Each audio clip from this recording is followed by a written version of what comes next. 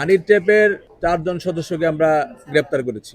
তারা দীর্ঘদিন যাবৎ মানুষের সরলতাকে পুঁজি করে তাদেরকে নিয়ে বাসাবাড়িতে আটকে রেখে তাদের উলঙ্গ ছবি তুলে তাদের কাছ থেকে মুক্তিপণ আদায় করতো এবং তাদেরকে মারধর করতো। একটি চক্র, সেরকম একটি চক্রকে আমরা ধরেছি। চক্রে 5 জন সদস্যের উপস্থিতি পাওয়া গেছে, অজ্ঞাতনামা আরো 3-4 জন সদস্য রয়েছে। 5 জনের পরিচয় আমরা শনাক্ত করতে পেরেছি। একজন গ্রিস প্রবাসী এবং তার বন্ধু, তাদের সাথে এই হানি ট্র্যাপের একজন সদস্যের পরিচয় হয় 1 মাস পূর্বে। উপশহরে একটি হার্ট রেস্টুরেন্ট রয়েছে, সেই রেস্টুরেন্টে পরিচিত হওয়ার পরে এই চক্রের একজন সদস্য তাদের নারী সদস্যকে ওই মোবাইল নাম্বারটি দিয়ে দেয়। ওই নারী সদস্য যেহেতু সেই কাজে অভিজ্ঞ, তার নাম জেসমিন, সে তার সাথে যোগাযোগ করতে থাকে। যোগাযোগ করার এক পর্যায়ে সে তাদেরকে তাদের যে বাসা, সেই বাসায় ডাকে যতরপুরে, বাসা নং নবপুষ্প 113 এর 5ম তলা একটি বাসা, ভাড়া বাসা।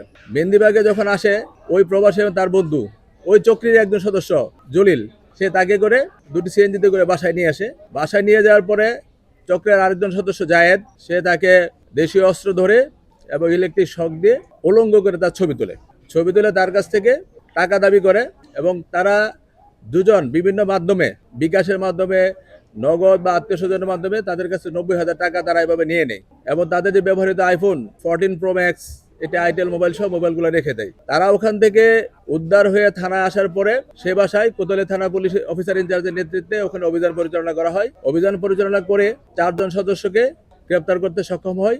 একজন পালিয়ে যায় এবং ওখানে গিয়ে আমরা আরও যেটা দেখেছি, ওখান থেকে একটি প্রাইভেট কার, একটি সিএনজি এবং আসামিদের 3টি মোবাইল উদ্ধার করা হয়েছে।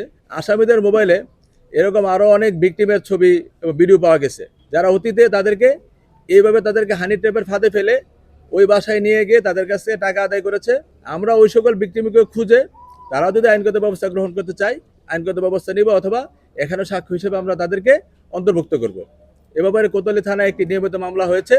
4 জন আসামিকে আমরা আদালতে সুপর্দ করব এবং অন্যান্য যারা আসামি ছিলেন তাদেরকে আমরা গ্রেপ্তার করব। আরেকটি সিলেটের একটি কুখ্যাত মোটরসাইকেল চোরা সিন্ডিকেট, এই সিন্ডিকেট চোরের কয়েস নামে একজন চোর, যিনি নিজেকে মোবাইল চোরদের যে সংগঠন, সেই সংগঠনের প্রতিষ্ঠাতা সভাপতি দাবি করেন, নিজের মুখে দাবি করেন।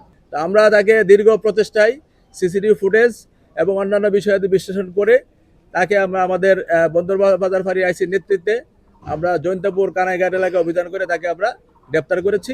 পাশাপাশি মোটরসাইকেল চোর চক্রের যিনি ক্রেতা বিক্রেতা এরকম একজনকে আমরা গ্রেপ্তার করেছি, যাদের কাজ হচ্ছে এই চোরাই মোটরসাইকেল কিনবেন এবং চোরাই মোটরসাইকেল বিক্রি করবেন। এবং এই কয়েসের বিরুদ্ধে সিডিএমএসএ পর্যালোচনা করে 22টি মামলা পাওয়া গেছে, 22টি মোটরসাইকেল চুরি এবং বিভিন্ন চুরি মামলা পাওয়া গেছে। এবং তার মাধ্যমে আমরা আরেকজন চোরকে শনাক্ত করেছি, যার মামলা সংখ্যা কয়েসের মামলা দ্বিগুণ, এবং আশা করছি খুব শিগগির ওই চোরের প্রধান যে তাকে আমরা গ্রেপ্তার করতে সক্ষম হব। এবং সিলেটের যে মোটরসাইকেল চুরি যে চক্রটা আছে, যদি আমরা তাকেও গ্রেপ্তার করতে পারি, আশা করি এই চুরির প্রবণতাটা একেবারে কমে আসবে।